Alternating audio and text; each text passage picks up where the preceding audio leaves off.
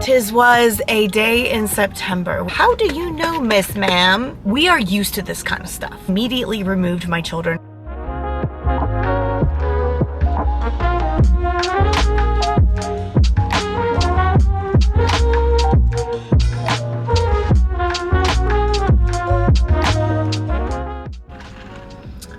All right, we're gonna have a little chit chat, a little coffee chat. This is gonna be a story time, and it is a story that needs to be told.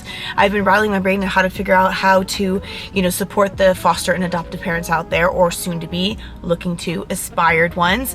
I think the most appropriate, real way to support you guys is to share my stories. Good, bad, ugly, inspirational, emotional, unfortunate, all those. So we're gonna have a little chit chat. If you're new, I am Christy. I am a mother of 6. We are an adoptive family, multicultural. 3 of my children look exactly like me, and only one of them is biological, and 3 of my children are black. It is what it is. It's a cruel world. We encounter things, and we're gonna talk about it today. Unfortunately, this is one of those situations where I wish I didn't have this story, but it's gonna happen. If you plan on fostering or adopting kids that do not look like you, this is going to happen. Here we go. 'Tis was a day in September when my 11-year-old twins went to a regular day of middle school.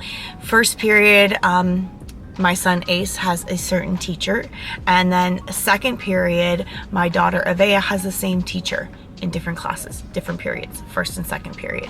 In first period, Ace, they were doing some type of assignment on your parents' cultural background.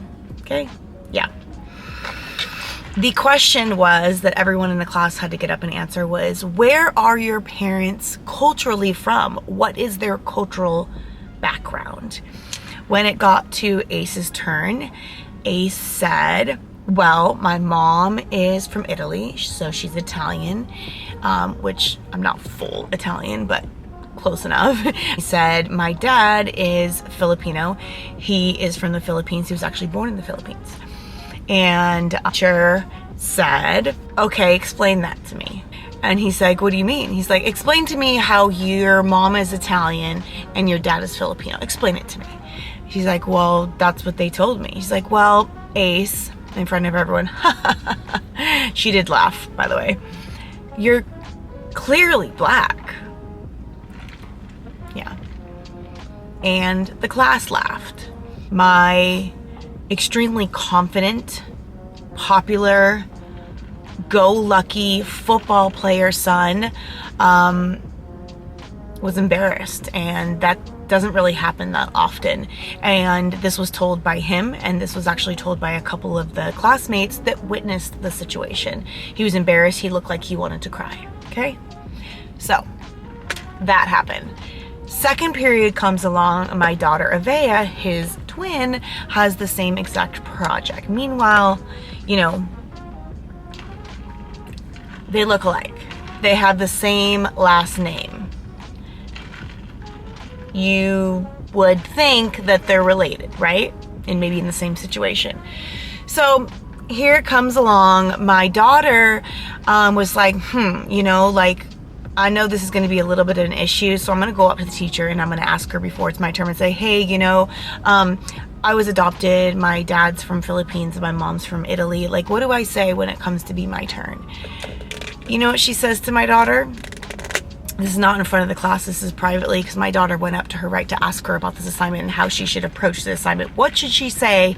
Getting advice of how she should respond to this in front of the classroom. You know what she said to my daughter? She said, I hope you get to meet your real parents one day and find out where you're really from. And that really angered me, naturally, because how do you know, Miss Ma'am? How do you know if her real parents are alive? How do you know if it is appropriate or not for them to communicate or have met them or have any type of contact with them? How do you know that they didn't go through foster care and get taken away for their parents for some reason or other? How do you know if their parents are their real parents are still alive? I'm gonna try not to get too emotional about this, because obviously this is a messed up situation, right? And this is something that adoptive and foster, families encounter. And this is the reason why I wanted to share this very realistic and you know, story that could happen to anyone. And it gets better, okay? So my daughter, obviously, she is a little bit different than Ace. Like, she gets angry. She's kind of like, excuse me? She didn't talk back, but she was just like, okay, and went back to her seat.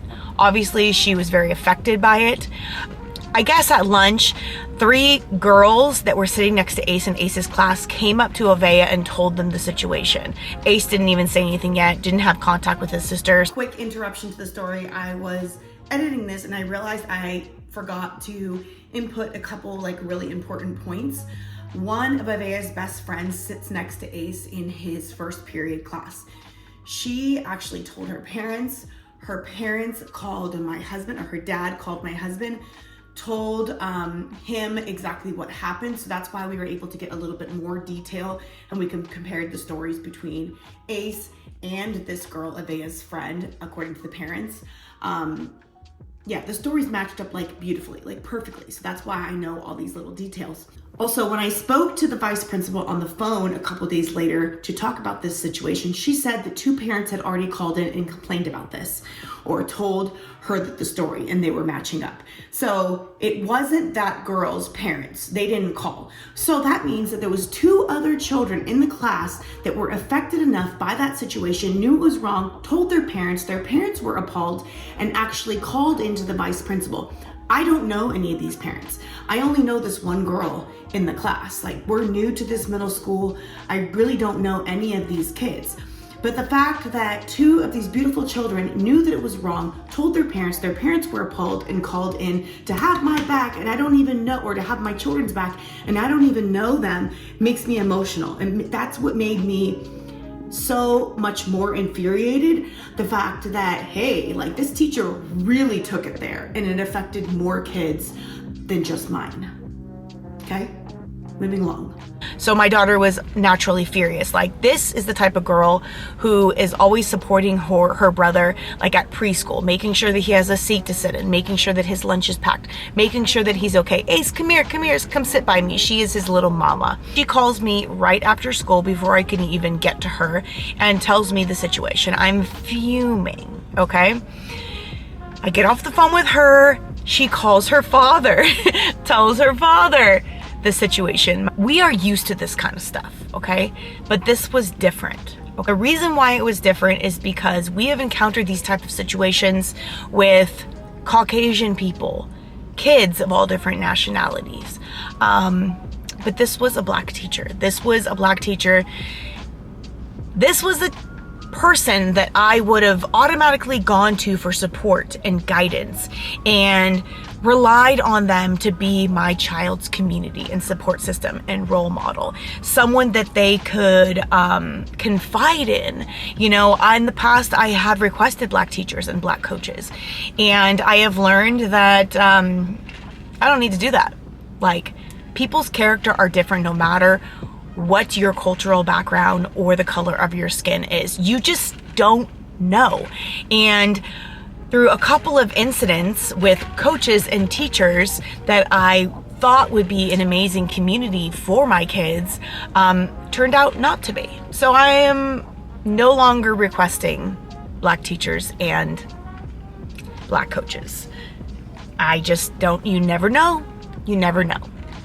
We live in a diverse community enough where we're good.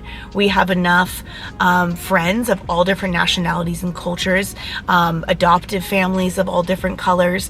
You know, we have enough to show that representation and to show that diversity to be able to raise our children in an amazing community. I don't need to request them anymore, because you just never know. Some people have issues with white parents and Filipino parents adopting Black children, clearly. Okay? So, the story's not over. Before I could get my kids from school, supposedly the last interaction that they had with this teacher is, she went up to Ace and said, "Can I talk to you?" And he's like, and Avea's like right there, like, she's like, "I want to talk to him alone." And so she lets him go, and she says, "Ace, are you adopted?" He said, "Yes." He's like, "Well, I'm sorry." Supposedly Ace just said, "Okay," and walked away, didn't even give her a chance. By this time, Ace has a chip on his shoulder. He's irritated. He's been through this enough, but it was shocking that it was actually a Black teacher that created this incident. Okay?